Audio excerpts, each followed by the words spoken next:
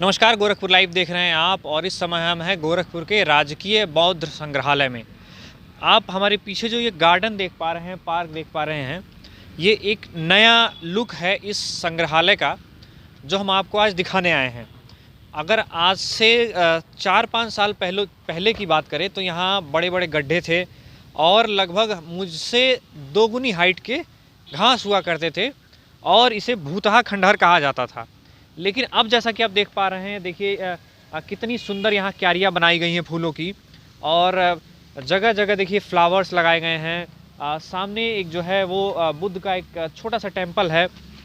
इस साइड आप देख सकते हैं। यहाँ से नौका विहार का जो तिरंगा है वो साफ नज़र आ रहा है और अंदर इस साइड आप देखेंगे तो ये संग्रहालय की मुख्य बिल्डिंग है।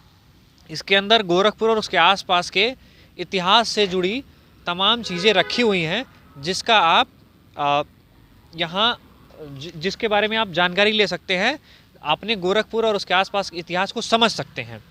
और यहाँ जैसा कि अभी इसके पहले यहाँ के डायरेक्टर से हमारी बात हो रही थी, तो उन्होंने बताया कि काफ़ी कुछ काम अभी चल रहा है और लंबे समय के प्रयासों के बाद इसे ये नया रूप दिया गया है। लेकिन गोरखपुर के ज़्यादातर लोगों को इस बारे में पता नहीं है, इसलिए लोग यहाँ नहीं आते हैं, हिचकते हैं। हम आपको बताते हैं कि देखिए, नौका विहार के लगभग आधे किलोमीटर की दूरी पर ये बौद्ध संग्रहालय स्थित है। सिर्फ 3 रुपये का प्रति व्यक्ति टिकट है यहाँ पर। आप 10 बजे से लेकर 10:30 बजे से लेकर 4:30 बजे के बीच में कभी भी यहाँ आ सकते हैं। इस पार्क का आनंद उठा सकते हैं, इन खूबसूरत क्यारियों का आनंद उठा सकते हैं और साथ ही गोरखपुर के इतिहास को समझ सकते हैं। इस संग्रहालय के पुरातात्विक चीज़ों को देख और समझ बूझ सकते हैं। तो गोरखपुर में काफ़ी कुछ नया हो रहा है। पीछे चिड़ियाघर बन रहा है, इसका उद्घाटन उम्मीद है कि इस महीने या फिर संभवतः अगले महीने लगभग हो जाएगा। नौका विहार से सभी परिचित हैं। उसके बीच ये एक और पर्यटन स्थल है जो शायद लोगों की नज़र से अभी दूर है। देखिए, सबसे बड़ी बात है कि राजकीय बौद्ध संग्रहालय गोरखपुर का जो परिसर है वो 5 एकड़ में फैलाव है इसका। और पहले विकास के नाम पे वो चीज़ें नहीं हो पाई। अब किन कारणों से नहीं हो पाई मैं उसमें नहीं जाना चाहूँगा, लेकिन जब मैं यहाँ पे आया तो प्रस्ताव रखा और माननीय मुख्यमंत्री जी का शहर है तो निसंदेह इस पे मेरे प्रस्ताव को स्वीकार किया गया और वो धनराशि दी गई और करीब 3 करोड़ 11 लाख रुपया मैंने यहाँ के लैंडस्केपिंग और सौंदर्यीकरण के लिए मुझे प्राप्त हुआ और उस योजना के तहत इसका विकास किया गया है। और पहले अगर जो ख्याल होगा कि आपको कि संग्रहालय परिसर आपने देखा होगा तो ज़मीन काफ़ी नीची थी और बड़े-बड़े घास फूस मैंने उस पे उगाते थे, लेकिन अब वर्तमान में ऐसा बन चुका है, काफ़ी मेहनत हुई है कि बहुत सुंदर पार्क का विकास हो गया है। चारों तरफ पौधों का रोपण किया गया है, जिसमें पश्चिमी अगर जो बाउंड्री को देखेंगे तो डेलोनिक्स रेगिया प्रजाति के गोल्ड मॉर्स लगाए गए हैं। पूर्वी बाउंड्री पे आप देखेंगे तो ब्लू जैकरेंडा हैं और दक्षिणी वॉल के किनारे पीला अमलतास है, जो कि इन पौधों को तैयार होने में कम से कम लगभग 1 वर्ष इन पौधों को विकास होने में लग जाएंगे। और जब इनका विकास हो जाएगा तो जब ये फ्लावरिंग का सीज़न आएगा तो पर्यटकों को बहुत लुभाएगा। और पार्क भी मेरा ऐसा तैयार हो चुका है कि इसमें पर्यटक काफ़ी आकर्षित हो रहे हैं। पहले फुटफॉल कम था, लेकिन अब इधर फुटफॉल बढ़ गया है। हमारे बगल में चिड़ियाघर भी खुलने जा रहा है। निश्चित रूप से कि चिड़ियाघर खुलने से भी फुटफॉल बढ़ेगा। इधर तारामंडल स्टार्ट हो चुका है, उधर वाटर स्पोर्ट्स कम्प्लेक्स भी तैयार लगभग हो गया है, उधर नौका विहार है। तो रामगढ़ ताल की अगर जो पूरी बात करते हैं तो पूरे रामगढ़ ताल पर्यटक का हब बनने जा रहा है। अब लगभग बन चुका है, बनने क्या जा रहा है, बन चुका है। उधर हमारा संस्कृति विभाग का अत्याधुनिक सुविधाओं से युक्त प्रेक्षागृह भी लगभग अंतिम चरणों में है। उधर मुक्ताकाशी का विकास हो चुका है। तो कुल मिला जुला करके बौद्ध संग्रहालय भी इस पर्यटक हब में एक महत्वपूर्ण भूमिका निभा रहा है और आगे निभाएगा भी। यहाँ पे दर्शक जब आते हैं तो वीथिकाएँ हैं जिसके लिए संग्रहालय जाना जाता है।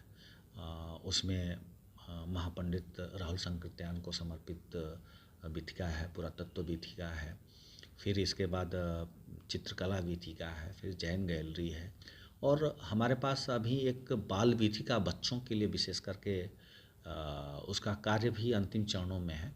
और मैं उम्मीद करता हूँ कि जल्द से जल्द दर्शकों के लिए उसको खोल दिया जाएगा। उस पर भी कार्य हमारा माने अंतिम चरणों में है। कुछ कार्य उसमें जो छोटे छोटे कार्य हैं रह गए हैं, उसके उपरांत दर्शकों के लिए वो उपलब्ध हो जाएगा, जिसमें स्वचालित कलाकृतियों के माध्यम से पूरे इतिहास को प्राचीन काल से लेकर के आधुनिक काल तक स्वचालित यंत्रों के माध्यम से दिखाने का प्रयास किया गया है। जैसे आदिमानव नवपाषाण काल से आप जोड़ लें कि उसका जीवन कैसा था, कैसे विकास किया, और क्रमशः उसमें आगे हम बढ़ते चले गए हैं। आग का आविष्कार कैसे हुआ, अन्न का आविष्कार कैसे हुआ, कैसे खोजे, फिर हड़प्पा मोहनजोदड़ो की सभ्यता को दिखाने का प्रयास किया है, फिर मौर्यन कालीन दिखाने का, गुप्ता कालीन दिखाने का, जैसे ऑनवर्ड्स बढ़ते हुए अजंता एलोरा है, फिर बाद में आप ताजमहल है, फिर यहाँ पे महापुरुषों को भी दिखाया गया है जिसमें जैन तीर्थंकर हैं, संत कबीर हैं, भगवान बुद्ध हैं, सबको दिखाते हुए आधुनिकतम काल तक आए हैं। और बीच में सेंटर में उसमें गुरु गोरक्षनाथ मंदिर को दिखाया गया है मॉडल के माध्यम से। तो ये जो बाल वीथिका जिस दिन दर्शकों के लिए खुल जाएगी, ये बिल्कुल एक नया विषय होगा और विशेष करके बच्चों के लिए इतिहास स्वचालित यंत्रों के माध्यम से जानने का सर्वोत्तम साधन होगा। सर, दर्शकों के लिए अभी क्या समय है और कितनी फीस है, इस बारे में? हाँ बिल्कुल, जो संग्रहालय भ्रमण का दर्शकों के लिए समय है वो 10:30 से यानी 10:30 से ले कर के 4:30 तक दर्शकों के लिए खुला रहता है। और इसका शुल्क है 3 रुपया प्रति दर्शक शुल्क है। और उसके साथ आप कैमरे का प्रयोग करते हैं, कोई छवि आप लेना चाहते हैं तो उसके लिए भी कैमरा शुल्क है जो 20 रुपया है। वो 20 रुपया कैमरा शुल्क देने के बाद ही आप फोटोग्राफी कर सकते हैं। तो दर्शकों के लिए फ़िलहाल ये शुल्क और सुविधाएं हैं। तो गोरखपुर के दर्शकों से क्या अपील करना चाहेंगे इस संग्रहालय को लेकर कि आप आएँ यहाँ देखें? देखिए, दर्शकों से मैं यही अनुरोध करना चाहूँगा कि आप आएँ और अपनी संस्कृति विरासत को जानें और पहचानें। क्योंकि देखिए, ये बहुत बड़ा प्रश्न आपने छेड़ दिया है। आज जो हमारा है वही कल इतिहास है, और जिसका कोई इतिहास नहीं है, जिसका कोई अतीत नहीं है, मतलब दुनिया में उसका कुछ नहीं है। तो अतीत हमारा समृद्ध है, सुसंस्कृत है। तो आप आएँ हमारे पास संग्रहालय तक और अपने इतिहास और संस्कृति को जानें। हमारे पास संदर्भ पुस्तकालय भी है। मैं शोधार्थियों से, विद्यार्थियों से भी अनुरोध करूँगा कि आपको इतिहास में अपनी जिज्ञासा को शांत करनी है तो आप संग्रहालय तक आएँ, पुस्तकालय का दोहन करें, अध्ययन करें, जिससे आपकी इतिहास के संबंध में जानकारियाँ समृद्ध होंगी, ज्ञान बढ़ेगा। सर, पुस्तकालय से संबंधित क्या नियम है, जैसा आपने भी बताया? मेरे पास जो देखिए संग्रहालय में पुस्तकालय जो होते हैं वो संदर्भ ग्रंथालय होते हैं, रेफरेंसेस लाइब्रेरी होती हैं। कोई प्रतियोगी छात्र है, सिविल सर्विसेज या अन्य सर्विसेज की तैयारी कर रहा है, वह भी आकर के हमारे पुस्तकालय से संपर्क कर सकता है। क्या उसका कोई रजिस्ट्रेशन प्रोसेस या फीस वगैरह? नहीं, कोई रजिस्ट्रेशन नहीं। संदर्भ ग्रंथालय है तो आप आएंगे, आप एक रजिस्टर होगा, उसमें अपना नाम दर्ज कराएंगे और जो पुस्तक आप उसमें से पढ़ना चाहेंगे उसको लेकर के अध्ययन करेंगे। अध्ययन करने के बाद जाने से पूर्व उस पुस्तक को पुनः सौंप करके आप चले जाएंगे। मेरे यहाँ से कोई पुस्तक आपको इशू नहीं की जाती है, जारी नहीं की जाती है। उसका कोई शुल्क वगैरह भी? कोई शुल्क नहीं है। बहुत बहुत धन्यवाद sir, Gorakhpur live. Thank you.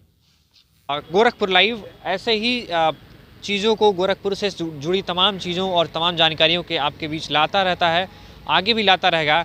इसलिए इस चैनल से जुड़िए, हमारे यूट्यूब चैनल को सब्सक्राइब करिए, हमारे फेसबुक पेज को आप फॉलो और लाइक कर सकते हैं, इंस्टाग्राम और ट्विटर पर भी आप हमें फॉलो कर सकते हैं। जुड़े रहिए हमारे साथ। धन्यवाद। अन्य खबरों के लिए आप गोरखपुर लाइव चैनल को लाइक, सब्सक्राइब और शेयर करें।